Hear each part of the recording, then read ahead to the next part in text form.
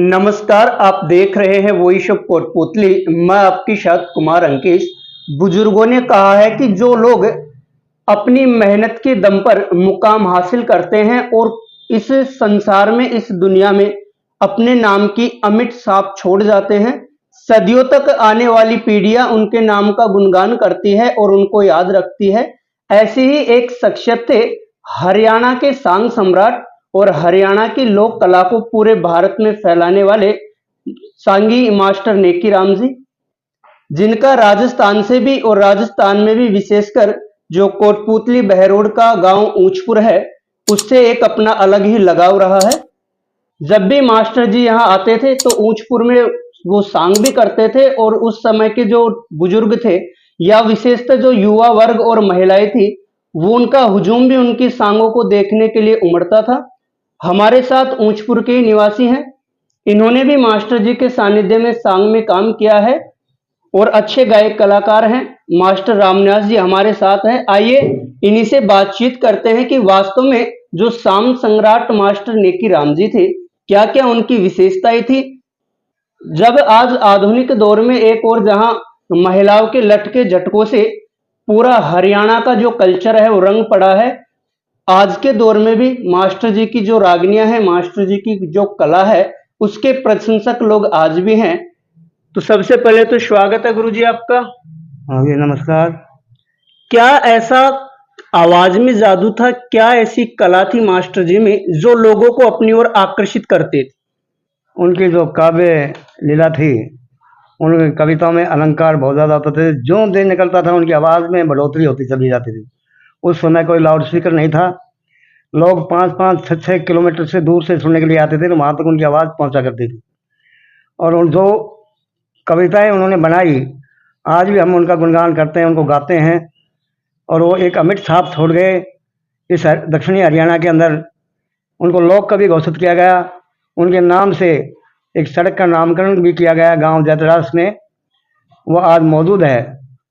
और जब भी शामदा गरीबनाथ जी के मंदिर में आते थे, हर साल उनका सांग देखने के लिए पूरा रेवाड़ी क्षेत्र, पूरा अलवर जिला पब्लिक उमड़ पड़ती थी।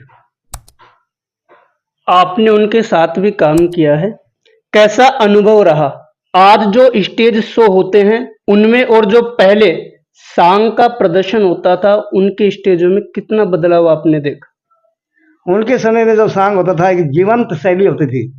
जैसे कि जो भी कहानियाँ, इतिहास जो गाते थे, तो ऐसा लगता था कि जैसे हम ही खुद ही उसके के पार्ट हों, हमें उसके नाटक के कलाकार हों। जैसे उनका चाप सिंह सोमोती, लीलो चमन, पूर्णमल, हीर रांझा, रूप बसंत, शेठ ताराचंद, शाही लकड़हारा, यानी अनेक सांग उन्होंने अपनी कविताओं में बनाया था। आपके गांव का उनसे विशेष लगाव था? जब भी वो आते थे वहां सांग वो प्रदर्शित करके जाते थे। कैसा एज ए नागरिक आपको फील होता था उस समय कि जैसे आज मान लो कोई सेलिब्रिटीज आ रही है तो लोगों में 5 दिन पहले चाव हो जाता है फलाना कलाकार आएगा, तब आपको अचानक पता चले कि आज शाम को मास्टर जी आ रहे हैं और सांग करेंगे, तो एक कैसा मन कैसा रहता था उस? जब भी वो कभी आए, हमने देखा है कि प्रचार प्रसार तो दूर, अचानक गांव में आते ही लोगों के अंदर ऐसे ही भावनाएं पैदा हो जाती थी, अपने आप इंतजाम हो जाता था। पहले लाइट, बिजली कनेक्शन नहीं थे, कैरोसिन के गैस थे। उनको बानसूर हमसे 5-6 किलोमीटर दूर पड़ता है, वहाँ से लेकर आते थे और उनका मंच तैयार करते थे।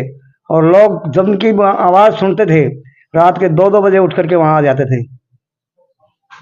आपने भी उनके साथ काम किया है, आपका कैसा अनुभव रहा? उनके साथ कुछ दिन काम किया, लेकिन उनका रोबीला चेहरा, उनकी आवाज़ और उनकी जो काव्य शैली थी, लेकिन हमको थोड़ा ही समय मिला।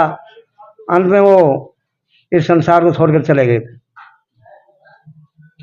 उनकी कोई ऐसी विशेष बात जो कभी आपके साथ उन्होंने शेयर की हो या मंच के माध्यम से उन्होंने जनता के लिए शेयर की हो? अमूमन कहा जाता है कि मास्टर नेकी राम जी आधुनिकता की चमक दमक से दूर एकदम धार्मिकता, शिक्षाप्रद रागनियां वो गाया करते थे।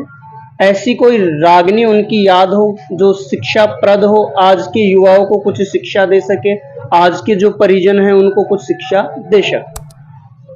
उनके सांग के अंदर भाई बहन माँ बेटा कोई भी देख करके सांग को देखते थे, लेकिन उनके अंदर कोई भी शैली ऐसी नहीं थी जो कि किसी को बुरा लगे।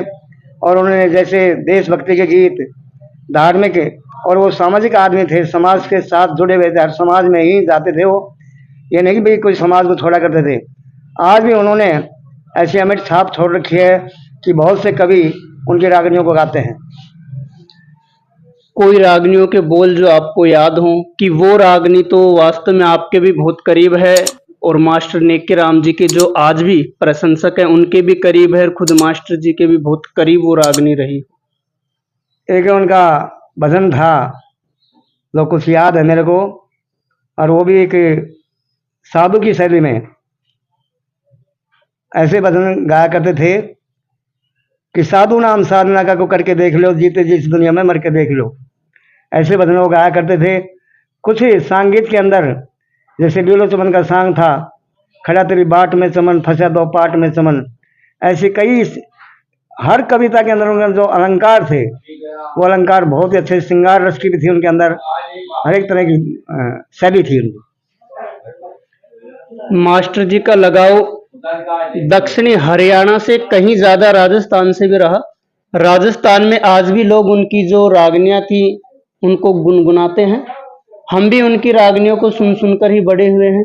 आपने तो मंच पे कला का प्रदर्शन किया है, कैसा महसूस होता है मास्टर जी की रागनियां गाते हुए और अन्य जो कवि रहे उनके समकालीन उनकी रागनियां गाते हुए? क्या विशेष अंतर पाया गया उन दोनों? देखिए, वैसे सांगी बहुत हुए हैं, महान सांगी लक्ष्मी चंद्र जी पंडित जी हुआ करते थे, उनके समकालीन ये हुए थे, लेकिन उनके अंदर कभी घमंड की भावना नहीं थी। वो अपने आप को सबसे छोटा कलाकार मानते थे। लेकिन जितने भी हरियाणा के सांगी हुए जो उनका सम्मान करते थे, आज भी उनके लोक कला मंडल हरियाणा के अंदर जो दिल्ली के अंदर संग्रहालय है, आज भी उनकी फोटो लगी हुई है वहाँ पर, और किसी सांगी की नहीं है। जो आजकल के नए सांगी हैं, आज भी उनकी फोटो देखने को वहाँ मिलती हैं। ऐसे सांगी हुए थे वो, और समाज से उनका इतना लगाव था कि राजस्थान से बहरोड, कोटपुतली, शाहपुरा, थानागाजी, इधर नांगल चौधरी, झुंझुनू डिस्ट्रिक्ट, यानी लगभग आधे भारत में उनके रागनी को, और फिर बाद में भूटान तक गए थे वो, क्योंकि जब उनके समय में देश आज़ाद नहीं हुआ था। उन्होंने नौटंकी का बाग भी देखा था मुल्तान शहर में जाकर के, वहीं से उन्होंने नौटंकी का सांग बनाया था। एक ऐसे दबे कुचले समुदाय का लड़का जो अपनी मेधा के दम पर सिर्फ भारत में नहीं, जैसा आप बता रहे हो, भूटान पाकिस्तान तक उन्होंने अपनी पहचान बनाई, लेकिन आजादी के बाद जो वास्तव में वो जिस सम्मान के हकदार थे, जो सम्मान उनके समकालीन सांगियों को मिला, वो सम्मान उनको नहीं मिल पाया। कहीं ना कहीं क्या कमियां रह गई मास्टर जी में, या फिर जिस शोषित या वंचित वो समुदाय से आते हैं वही उनके प्रगति का रोड़ा बन गया? सबसे पहले तो इसमें मान सम्मान की बात थी। हमने सुना है कि बेरी गांव है हरियाणा में, वहाँ प्रोग्राम बहुत तगड़ा हुआ, बताया बहुत सांगे इकट्ठे हुए थे। इनको धनपत सिंह जी ने, जो निराशी थे, उन्होंने इनको सम्मान दिया, और जो लोक कला मंडल है हरियाणा का, उन्होंने इनको सम्मानित किया। लेकिन ये दलित समुदाय होने के कारण इनको जो सम्मान उच्च कोटि का मिलना चाहिए था वो आज तक नहीं मिल पाया।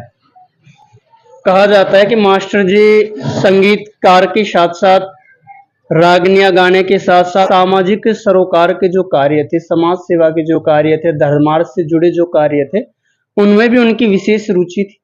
क्या हमारे आसपास भी कुछ ऐसी गतिविधियां उन्होंने करवाई? उन्होंने इस अपनी कला के माध्यम से, हमारे बहरोड में दैनिक गौशाला है, उनका ये जीवंत उदाहरण है।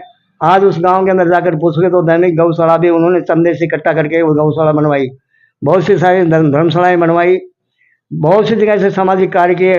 आपस में हर समाज के अंदर उन्होंने रिश्ता भी करवाया आपस में, और इतना मेल जोल बढ़ाया कि उनको हर आदमी सम्मान की दृष्टि से देखता था। आज के जब युवा बैठ जाते हैं तो बैठकर जो मोबाइल पर रील्स या मीम्स चलती है उन पर बैठ कर चर्चा करते हैं। आपके समय में मोबाइल या इंटरनेट नहीं था, आप जब बैठ जाया करते थे तो आपके पास जो मनोरंजन का एकमात्र साधन था वो राग रागनियां ही थी। कैसे आप चौक चौराहों पर बैठकर चर्चा किया करते?